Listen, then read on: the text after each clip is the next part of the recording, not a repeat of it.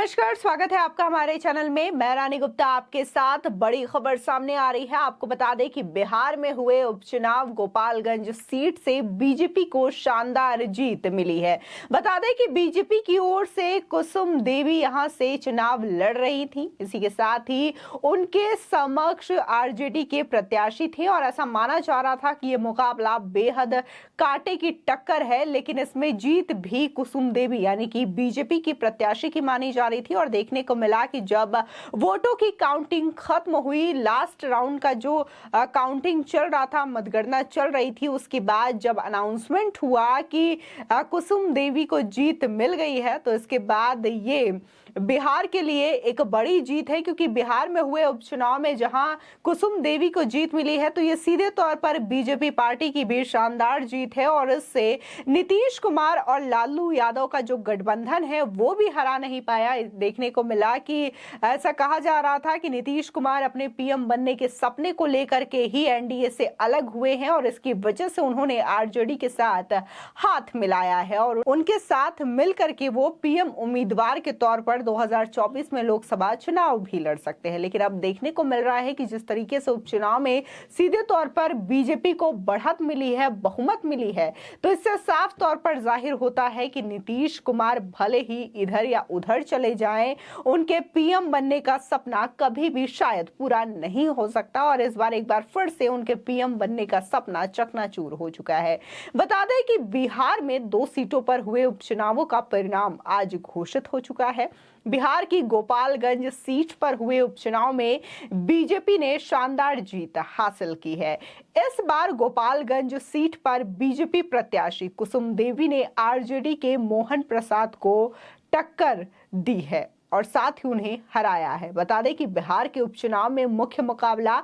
BJP और RJD के बीच ही माना जा रहा था। इसी के साथ ही गोपालगंज से बीजेपी उम्मीदवार कुसुम देवी ने चुनाव जीत लिया है पूरे दमखम के साथ। उन्होंने आरजेडी उम्मीदवार मोहन गुप्ता को 2,183,000 से अधिक मतों से हराया। बता दें कि कुसुम देवी को करीब 70,053 मत मिले हैं, जबकि आरजेडी उम्मीदवार को 67,870 वोट मिले हैं। तो ये जो मुकाबला है सीधे तौर पर कांटे का मुकाबला माना जा रहा था और जिस तरीके से देखने को मिला है कि आज 6 राज्यों की 7 सीटों पर ये जो है गणना हो रही है, मतगणना हो रही है, काउंटिंग हो रहा है और ऐसा कहा जा रहा था कि दोपहर तक ये रिजल्ट सामने आ जाएंगे। जहां बिहार के गोपालगंज की बात की जाए तो बीजेपी को शानदार जीत मिली है, तो वहीं उत्तर प्रदेश में हुए चुनाव में भी बीजेपी को शानदार जीत मिली है और हरियाणा के आदमपुर सीट से भी बीजेपी शानदार बढ़त बनाती हुई नजर आ रही है। ये जो विधानसभा उपचुनाव हुए हैं, इससे लेकर के यही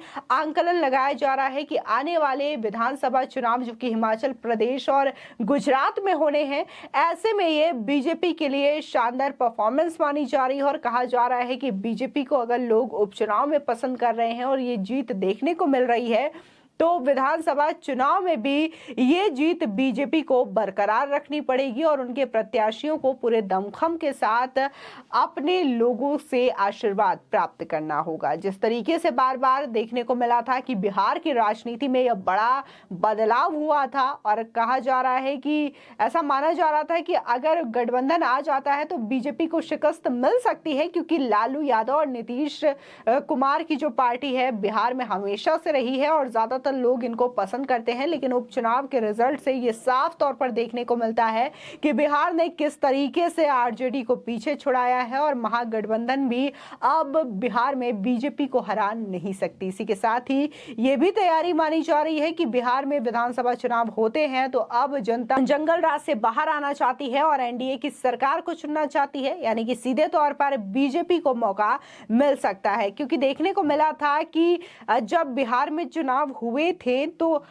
नीतीश कुमार और एनडीए को सबसे ज्यादा वोट मिले थे और कहीं ना कहीं इसके पीछे की वजह बीजेपी ही थी, जिसके बाद देखने को मिला था कि बीजेपी ने ही नीतीश कुमार को मुख्यमंत्री बनाया। लेकिन अपने पीएम बनने की लालसा में नीतीश कुमार ने एक बार फिर से एनडीए का साथ छोड़ दिया और उन्होंने लालू यादव का साथ निभाया। लेकिन देखने को मिला कि लालू यादव की पार्टी में भी शामिल होने के बाद उनको कोई फायदा मिलता हुआ नजर नहीं आया और आरजेडी के प्रत्याशी प्रत्याशी भी हार गए। इसी के साथ ही देखने को मिला था कि उपचुनाव को लेकर के पहले से भी खबर आ रही थी कि जो नीतीश कुमार हैं उन्होंने दरअसल उपचुनाव को लेकर के प्रचार से पहले ही दूरी बना रखी थी। ऐसे में माना जा रहा था कि क्या गठबंधन में अब दरार आ चुकी है, क्योंकि जहां नीतीश कुमार ने पार्टी से दूरी बना रखी थी, उपचुनाव के प्रचार से दूरी बना रखी थी, तो वहीं जीतन राम मांझी ने भी चुनाव प्रचारों से दूरी बना रखी थी। तो ऐसे में ये कहा जा रहा था रिपोर्ट्स के मुताबिक कि क्या गठबंधन में अब कुछ भी ठीक नहीं है, लेकिन इसके परिणाम भी देखने को मिले कि शायद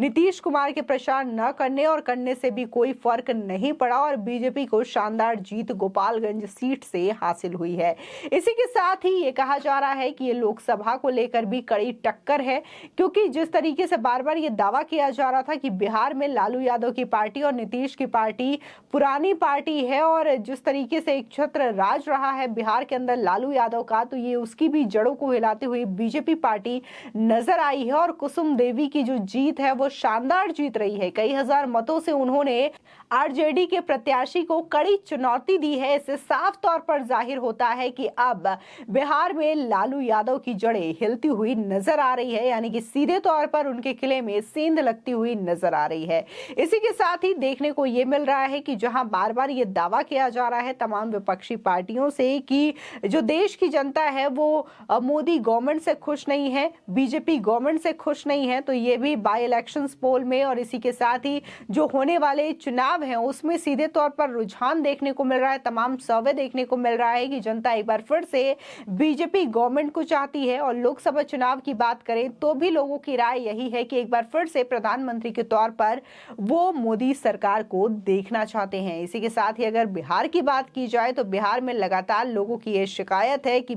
एक बार फिर से नीतीश कुमार की सरकार आने के बाद फिर से जंगल राज का इजाद हुआ है। वहां पर आपराधिक घटनाएं बढ़ रही हैं, लगातार क्राइम के जो ग्राफ हैं वो बढ़ते हुए दिखाई दे रहे हैं और बिहार को जिस नाम से जाना जाता था उसको लेकर के एक बार फिर से लोगों की इमेज वही जा रही है, क्योंकि लगातार बोला जाता था कि बिहार में लालू यादव के राज में बिहार बिल्कुल जंगल राज हो गया है। देखने को मिला था कि नीतीश कुमार ने जब आरजेडी का साथ छोड़ा था, लालू यादव का साथ छोड़ा था, तो वो ये कहते हुए नजर आते थे कि लालू यादव की पार्टी बेहद भ्रष्टाचारी पार्टी है और चाहे कुछ भी हो जाए वो एक बार फिर से आरजेडी में नहीं जाएंगे, लालू यादव के साथ कभी भी नजर नहीं आएंगे। लेकिन देखने को मिला कि अपने पीएम बनने की लालसा में उन्होंने जो अपने बात कही थी उस पर भी वो अडिग नहीं रहे और उन्होंने आरजेडी का साथ निभाया, लालू यादव के साथ चले गए। इसको लेकर के अमित शाह ने भी कटाक्ष किया था और ये कहा था कि जब वो एनडीए का साथ छोड़ करके एक बार फिर से आरजेडी के साथ जा सकते हैं तो इसमें कोई हैरत नहीं होगी कि वो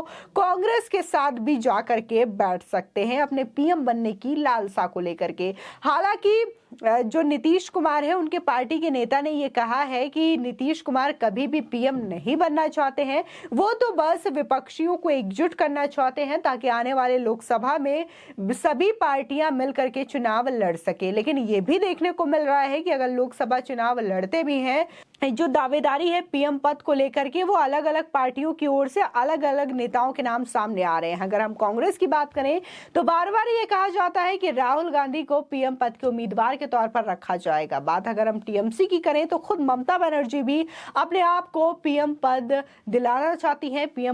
पीएम बनने की उनकी भी लालसा है। तो फिलहाल अगर महागठबंधन होता है तो इसमें ये तो जद्दोजहद रहेगी ही कि पीएम का उम्मीदवार कौन रहेगा, लेकिन बीजेपी की ओर से तो एक चेहरा तय है जिसके ऊपर सभी भारतीय लगातार विश्वास दिखा रहे हैं। फिलहाल जिस तरीके से बिहार के उपचुनाव में ये शानदार जीत बीजेपी को मिली है तो इससे बीजेपी का जो आत्मविश्वास है लगातार बढ़ता हुआ नजर आ रहा है। फिलहाल आपकी इस खबर पर क्या राय है हमारे कमेंट सेक्शन में जरूर बताएं। आगे की और भी अपडेट के लिए चैनल को सब्सक्राइब करना ना भूलें।